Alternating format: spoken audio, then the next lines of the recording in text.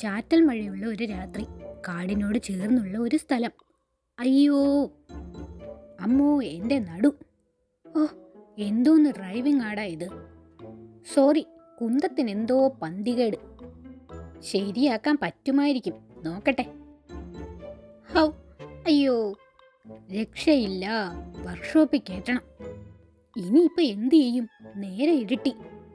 ഇവിടെ എവിടെയെങ്കിലും തങ്ങാം.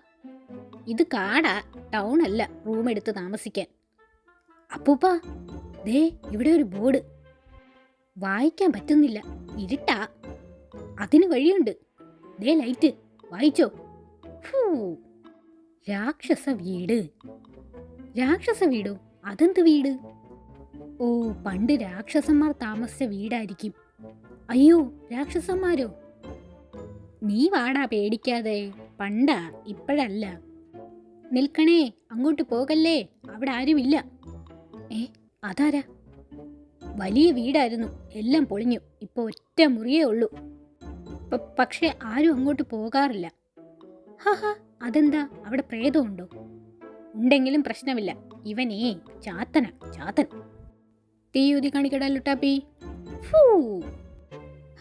അയാൾ ഓടി. ഇങ്ങനെ ഇത്രയും പറഞ്ഞ സ്ഥിതിക്ക് നമുക്ക് വേറെ സ്ഥലം നോക്കണോ? ഇങ്ങ് വാടാ, ഈ മന്ത്രവാദി കുട്ടൂസനുള്ളപ്പോഴാ അവൻ്റെ ഒരു പ്രേതപ്പേടി. എന്നാലും ഇല്ല, നമ്മൾ ഇന്നിവിടെ തങ്ങുന്നു. വാ. എന്താ ഒരു ശബ്ദം? അയാൾ പേടിച്ച് വീണതാവും. നീ കേറ്. അവർ രാക്ഷസ വീട്ടിലേക്ക് കയറിപ്പോകുന്നു.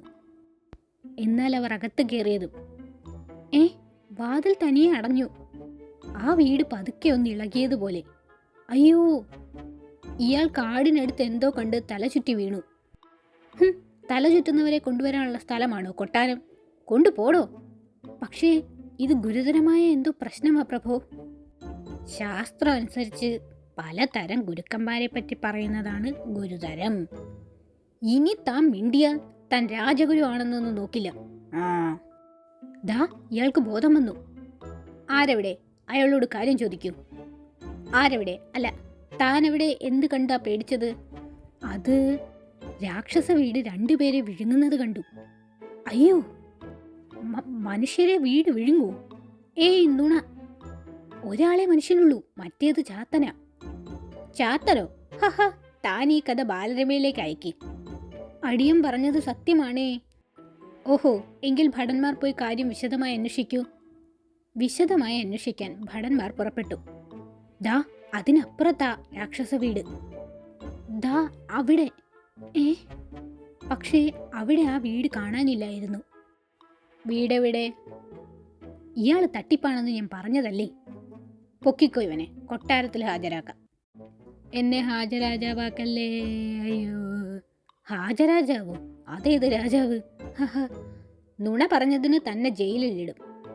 അയ്യോ, ജയിലിലിടുമെന്ന് കേട്ടപ്പോൾ പേടിച്ച് കരയുന്നു. അത് കേട്ടിട്ടല്ല, പിന്നെ ദാ അത് കണ്ടിട്ടാ.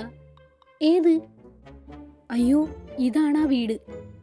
അത് ശരി, ഈ കൊച്ചു വീട് കണ്ടിട്ടാണോ താൻ പേടിച്ചത്? അകത്താരെങ്കിലും ഉണ്ടോയെന്ന് ഞാൻ നോക്കി വരാം. വീടിൻ്റെ മുൻവശത്ത് നല്ല കാറ്റ്. ഈ കാറ്റത്ര ശരിയല്ലല്ലോ. അയ്യോ, ഞാൻ പറന്നു. ഭടനകത്തേക്ക് പറന്നു കയറി. വാതിൽ താനേ അടഞ്ഞു.